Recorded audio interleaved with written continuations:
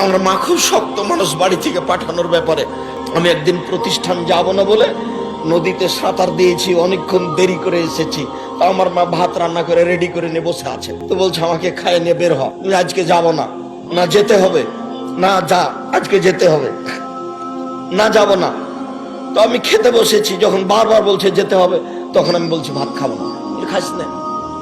এবার আমি উঠে গেছি, উঠে গিয়ে ব্যাগ নিয়ে বের হচ্ছি, বলে টাকা নে। তো আমি টাকা নিব না, বলে নিস না, তুই যা। খেলামও না, টাকাও নিলাম না, বের হয়ে চলে গেলাম। আমার মা একটু নরম হলো, যা যেতেই হবে। 3 বছর পরে যখন ফিরে আসলাম, তখন আমার মা আঁচল দিয়ে মুখ মুছিয়ে বলছে আরো যে 2 বছর বাকি আছে, আলী কেন? এটা আমার মায়ের প্রথম কথা।